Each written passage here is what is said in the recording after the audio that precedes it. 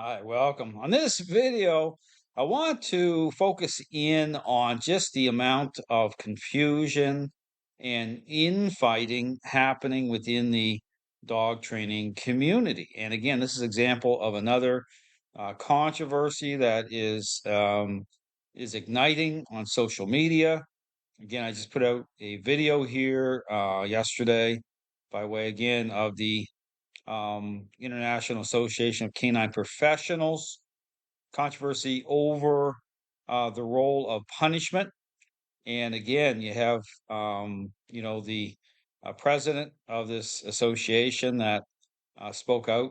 And again, he actually showed a video from another balanced dog trainer, Sean O'Shea, using Sean O'Shea as kind of a example of, what not to do by way again of this individual again who's the president of this association. Now, here's the thing: I talk about the infighting. Okay, I talk about the confusion. I talk about all these controversies, all related to a process that does not approach training for what it represents in terms of following the pathway intervention. Again, I talk about this whole confusion over punishment. Again, you see controversy such as which I profiled on my Flipping the Script series. I'd encourage you to go check that series out, such as the one related to Jeff Gelman and the bonker, and how it is that trainers, forest free and balanced dog trainers, piled onto that situation. And again, I talk about where I do not advocate the bonker as a tool uh, by way again of the role of influence. I talk about how influence is reconciled by way at the social level by way of a intentional interaction based approach, which again does not represent balanced dog training. It does not represent right here this Dylan Jones training without conflict, the play based training. Again, I've got into that. You can watch the videos I've done on that as well. In terms of again of systems and approaches that again set in motion a counterfeit picture change for many dogs and owners within the framework of response. I talk about that. And again, like always, the question of the century is up front and center on my Facebook page. You go check that out regarding the actual criteria these trainers are using to establish perceptions of actually change in the right way within the framework of response.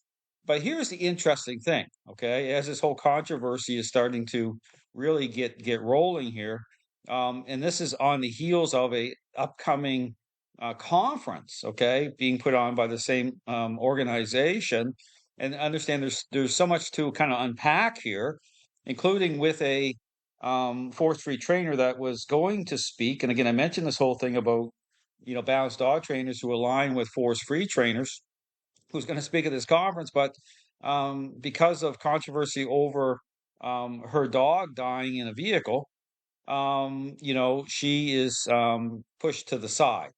Okay, but again, as I get into some more of this here, we'll talk about all this confusion, all this back and forth, the infighting that's happening. But here, I want to play this video because so here, okay, again, this is just like getting in this. This is Dylan Jones, okay, who's again very popular. Here you got like 158,000 followers through his training, trained by way with Ivan Belabanov, with his, without conflict.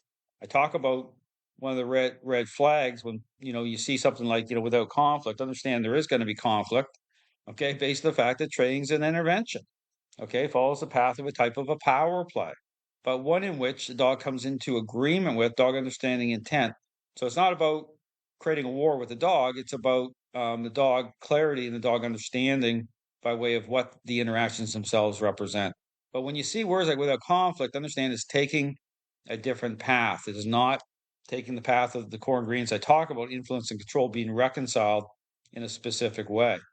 Now, here's the thing. We'll read some of this because this is Dylan Jones, okay, attacking, okay, the director of this association by way of a video he posted with this individual using a remote collar on a dog that's gained a high level of control in the relationship. We'll talk about this, but I want to read this first. I'll show the video. I'll talk through some of it. So Dylan Jones, this is his post. Here's IACP Director of Education, Antonio Diaz, walking down and trapping a muzzle dog. And imagine e-collar stemming it after giving it no choice but to bite. So here, the same thing. Now, always pay attention when you see posts here, with these trainers who are ideologically bent. Okay, pay attention to certain language, trapping. Okay, no choice. So we talk about this whole thing about free will and choices. I encourage you to watch the videos I did on that. There's so much confusion about the context of free will once a relationship problem is underway. Okay, so for trainers who approach training as a learning-based exercise, okay, when you start to see these words peppered in a certain way, you can guarantee, okay, they're following a different path. Okay, talk about the themes of bribery, accommodation, negotiation. Okay, how that sets up a counterfeit picture. Okay, by way again of how they're approaching a relationship problem. This is no choice but to bite. This is a standard of behavioral rehab in the upper echelons of the IACP, coupled with the absolutely disastrous tripling down on misinformation about punishment. See, there we go. This whole thing about the whole thing, confusion about punishment now in this Balanced Dog Training Association, saying this is brutal. Normally, I'd let this go, but this guy used the IACP platform as a personal launching point to publicly attack a much smaller trainer for improper punishment months after the guy already admitted fault. So again, there's something else again going on here. Okay, well, look at so understand something here. Like there's so much going on in the dog training world. I kind of caught this what was going on here kind of midpoint. Okay, so I decided I'd talk about it because it really does just play into the confusion happening in the dog training community. And again, I'll also going to be doing a breakdown series of recent conversation related. You'll hear this kind of discussion points peppered throughout by way of with Larry Crone and Bow Wow Bill, their recent conversation, but just the trash talking. Okay, you'll see it. So yeah, this is the quality of trainer behind the wheel of that organization. Now go down here. We'll play some of this video here. It's only a minute long, but this is the president of this association. Okay, he's got a remote collar in his hand. The dog's on a muzzle, and you're going to see. And again, we'll talk about this because I talk about the role of remote collars. Okay, so here, this is this kind of virtue signaling going on with Dylan Jones. I talk about Dylan Jones with his bite suit rehab. Okay, well, that's a really bad idea. Okay, to allow a dog to express control that way. I talk about the role of influence by way of intercepting an express state. That's not how these trainers are doing it.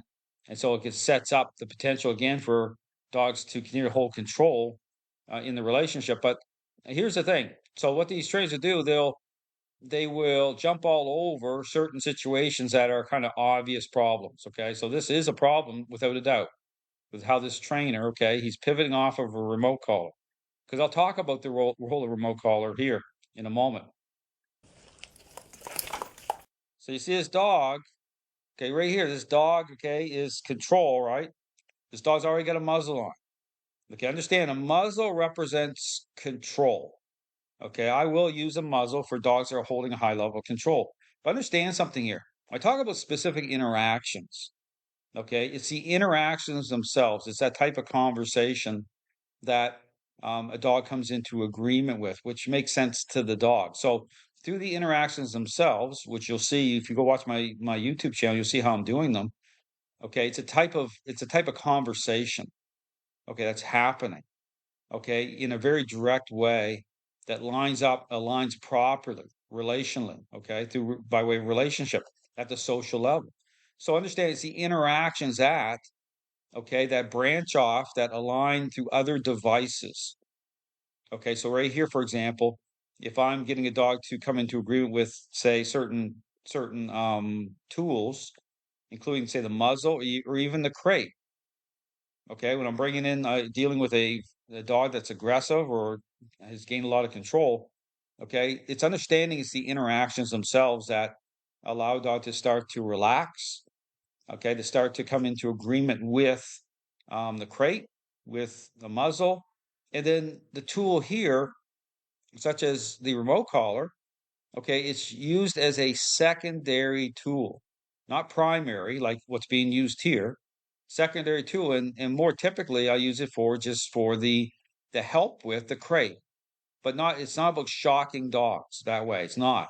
Okay. Typically, you can get away with just vibration based on the fact the interactions themselves that you'll see me doing are what create clarity for the dog that brings fades the trainer or owner into the picture. Okay, so therefore, when the dog goes in the crate, the dog typically is not expressing a high level of intensity. Okay, so therefore, you can switch over to just vibration, okay, to help to calm the dog down. If you watch my videos, you'll see how I'm doing that. Okay, but understand it's the interactions. Here, this isn't the case here with this trainer. So that's a problem. Okay, so what he's doing, and I talk about this when you're aligned with a process such as through balanced dog training, force-free training, play-based training, okay, that does not provide that clarity because it's not interaction based the way I talk about that brings those core ingredients in and reconciles them the way that they need to be. What it does is it creates this problem where the dog's saying, this isn't making sense. Okay, I'm going to fight against, because this is what's happening here. I'm going to fight against that remote collar. And here's the other problem. Because again, I talk about this issue about being dialed in. Okay, so for example, through the interactions, through having the dog connected to the leash, and using what I call baseline and intercepting, taking the form of a nudging. Okay, so therefore you can make adjustments, okay, through the leash. Okay, it's a tool. It's a way to feel and communicate and know when just how much control, how much influence, okay, to that is needed within a specific moment. Because what happens is when in being proactive in that, so just as a dog is expressing, okay, influence is intercepting within that moment, and so therefore it makes more sense to the dog. And then as the dog, okay, and you'll see it through my videos, the head will turn inwards. The dog will come into agreement that level, that express state is broken. Then you take a little off. Okay, so when the dog gives, you give.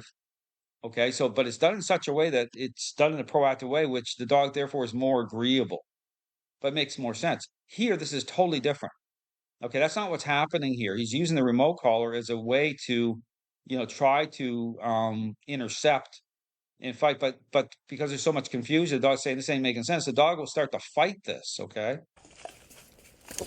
see that? So see that bite, trying to bite in because the dog's saying, okay, I'm going to attack what's going on here because this trainer is not dialed in that way at all.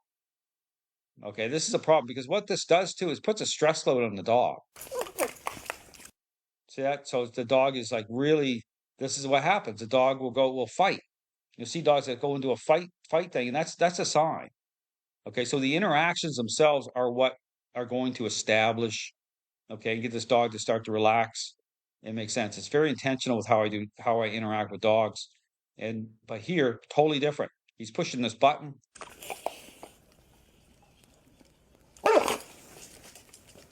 Say because again, loose leash. I talk about this whole loose leash craziness. No integrity here with how this is lining up. Right. This is a kind of a very much a for the dog to make sense. This dog saying, I'm just going to battle this out. So here it says, I will continue to get in her space until she chooses non. See, this is the problem. It's not about getting in her space. It's about, how you're interacting, how you're communicating with the dog. Okay. It's a type of power play, but one in which it all funnels properly. Okay. We see how I'm moving. Okay. It's all about how you're moving the right way. Every movement has meaning. Here he's talking something different. Okay, he's talking about getting their space and not great. This is more of a just a I'm going to fight with you, and this is the war, creating the war scenario.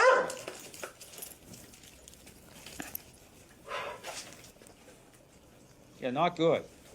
And so moving into her, moving towards the dog.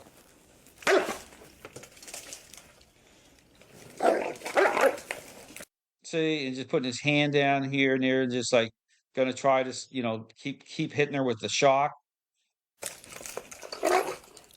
Yeah, this is not good.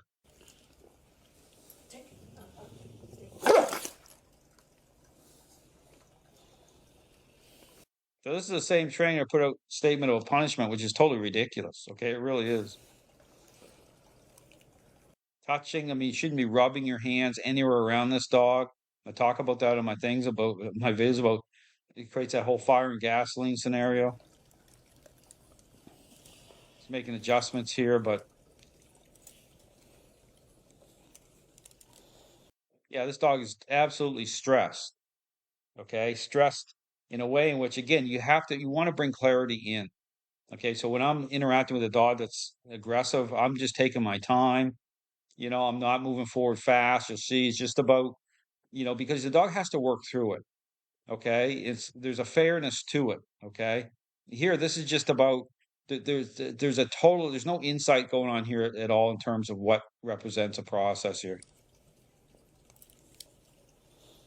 Petting on the dog shouldn't be doing that. Okay, I talk about that because when you pet on a dog, you start moving your hands because of what that represents by way of relationship. That will flame the dog up even more. It creates that it has to be steady in the way that it's leadership focused, but it's influence and control in a way that allows the dog to release the stress off the dog. Okay, if you're doing it right, the dog will go into such a state of relaxation. I put dogs to sleep on their feet. Okay, with the method. Okay, take so much stress off the dog. But here, this is totally opposite to that.